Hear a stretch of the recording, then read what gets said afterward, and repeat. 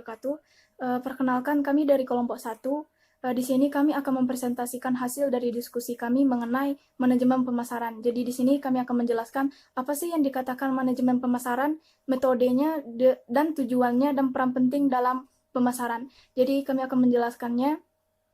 Sebelumnya perkenalkan, nama saya Elpa Azura. Jadi saya akan menjelaskan poin yang pertama, dan anggota kelompok 1, Kori Azma Okra dan Anissa Rusli. Jadi pemasaran itu adalah mengidentifikasikan kebutuhan manusia dan sosial. Dan bisa juga dikatakan pemasaran itu adalah aktivitas dan institusi, serangkaian institusi dan proses untuk menciptakan komunikasi, memberikan dan bertukar penawaran yang memiliki nilai bagi pelanggan dan masyarakat pada umumnya. Jadi itu yang dikatakan dengan penawaran. Selanjutnya ada manajemen pemasaran. Jadi itu adalah seni dan ilmu dalam memilih pasar, sasaran, meraih, mempertahankan, serta menumbuhkan pelanggan dengan menciptakan dan mengomunikasikan nilai pelanggan yang unggul. Jadi itu yang dikatakan dengan manajemen pemasaran. Jadi dalam perkembangannya itu, hal yang dijual tidak hanya barang dan jasa saja, tetapi berupa informasi, ide, acara, orang, properti, tempat, organisasi, pengalaman, itu juga jadi komunitas yang diperdagangkan.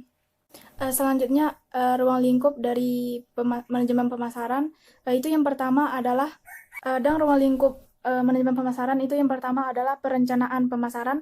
Itu pemasaran jangka panjang, perencanaan operasional, dan penyusunan anggaran pemasaran barang dan jasa.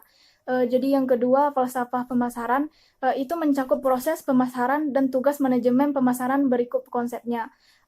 Jadi yang ketiga itu strategi pemasaran terpadu. Jadi itu mencakup variabel-variabel strategi produk, strategi harga, strategi promosi, dan strategi distribusinya.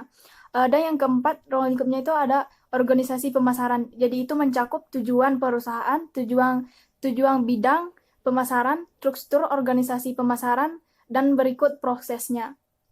Dan selanjutnya ada sistem informasi, itu mencakup masalah informasi pemasaran, riset pemasaran, serta menyusun sistem informasi pemasaran. Dan yang terakhir itu kebijakan dan profesi pemasaran. Jadi itu mencakup masalah strategi, orientasi pasar, dan kebijakan menyusun strategi pemasaran. Jadi itu adalah ruang lingkup dari manajemen pemasaran. Di sini saya akan menjelaskan tentang tujuan manajemen pemasaran. Yang pertama ada tujuan jangka pendek, yaitu untuk memperoleh untung secepat mungkin sehingga bisa menutupi biaya produksi yang digunakan. Yang kedua ada tujuan jangka menengah, yaitu untuk memperluas untuk mencapai titik sukses atau juga bisa memperluas cakupan promosi. Yang ketiga ada tujuan jangka panjang, yaitu untuk memperluas perusahaan atau menambah cabang perusahaan dan mempertahankan pelanggan agar tetap loyal dengan produk yang kita buat. Selanjutnya, peranan pemasaran. Peranan pemasaran saat ini tidak hanya menyampaikan produk atau jasa saja, tetapi juga bagaimana produk tersebut dapat memberikan kepuasan terhadap pelanggan. Dalam pemasaran terdapat 6 konsep dasar. Yang pertama konsep produksi, yaitu di sini konsumen menyukai produk yang murah. Yang kedua konsep produk. Di dalam konsep produk, konsumen menyukai produk yang bermutu. Yang ketiga ada konsep penjualan. Yang keempat ada konsep pemasaran. Yang kelima ada konsep pemasaran sosial. Dan yang keenam ada konsep pemasaran global. Baiklah, nama saya Anissa Rusli. Di sini saya akan membahas tentang bagian E, yaitu metode manajemen pemasaran. Di sini ada produk. Produk adalah semua hal ditawarkan ke pasar untuk mendapatkan perhatian, untuk dimiliki, digunakan, atau dikonsumsi agar dapat memuaskan keinginan atau kebutuhan. Menentukan produk atau jasa yang akan ditawarkan ke pasar umumnya menjadi langkah paling awal. Ide mengenai produk bisa didapatkan dari beberapa sumber.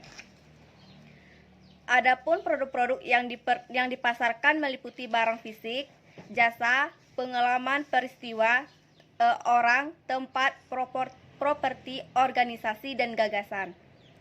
Yang kedua itu price atau harga. Harga adalah sejumlah uang yang harus dikeluarkan untuk mendapatkan yang kita inginkan, yaitu menganggap harga sebagai suatu pertandingan formal yang mengindikasikan kuantitas uang yang diperlukan untuk memperoleh suatu jumlah barang dan jasa. Yang ketiga itu ada jalur distribusi. Jalur distribusi adalah orang atau badan usaha yang berusaha beroperasi di antara produsen dan konsumen. Keempat, promosi.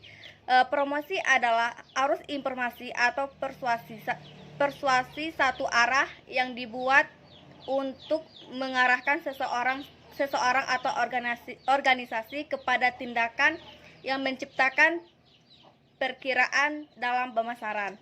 Demikianlah penjelasan dari saya. Lebih dan kurang saya mohon maaf.